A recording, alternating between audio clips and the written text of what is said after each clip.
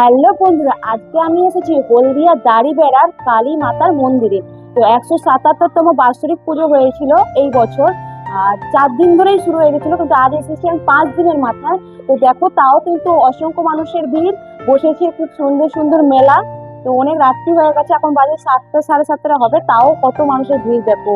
আর এইরকম টাইমে যদি অন্য সময় আসি তখন মন্দির কিন্তু বন্ধ হয়ে যায়। তো যাই হোক, এখন পুজো চলছে বলেই সুন্দর সুন্দর মানে মেলাও বসেছে দেখতে পাচ্ছি। আর দেখো, সামনে শিব মন্দির আছে, গৌরাঙ্গ দেবের মন্দির আছে। তো চলো সবকিছু তোমাদের সাথে একটু একটু করে শেয়ার করবো, পুরো মন্দিরটা ঘুরে দেখাবো তোমাদের সাথে। আর মন্দিরের সমস্ত কত সুন্দর চিত্র করা তুলে ধরেছে দেখো। আর মায়ের মুখটা তোমাদেরকে দেখিয়েছি, কত সুন্দর মায়ের মুখটা, বলো, পুরো রাজরানী লাগছে। তো মহাদেবের মন্দিরে যাবো, আর তার পাশেই রয়েছে মহাপ্রভু। তো চলো এবার ওই দুটো মন্দির তোমাদের সাথে ঘুরে শেয়ার করবো।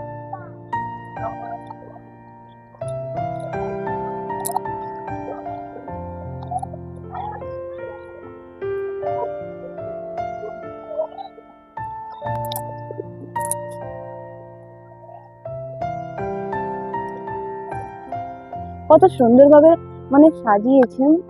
আর সামনে কত সুন্দর লাইট টাইট ছিল। পুজোর দিন যদি আসতে পারতাম খুব ভালো হতো। তো যাই হোক, পুজোর দিন তো আসতে পারিনি, যার জন্য একটু মন খারাপ করলো। এই দেখো,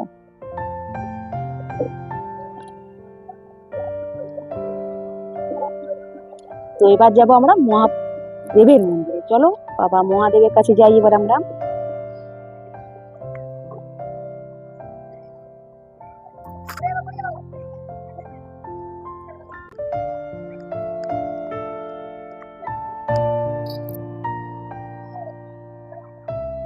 তো চলো, এইখানে এসেছিলাম প্রায় 2 বছর আগে।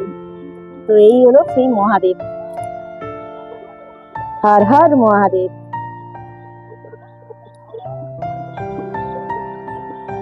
তো এই হলো আজকের আমার ভিডিওটা ভালো লাগলে অবশ্যই লাইক কমেন্ট করবে, আর যারা হলদিয়া থেকে দেখে তারা অবশ্যই ভিডিওটা শেয়ার করে পাশে থেকে টাটা।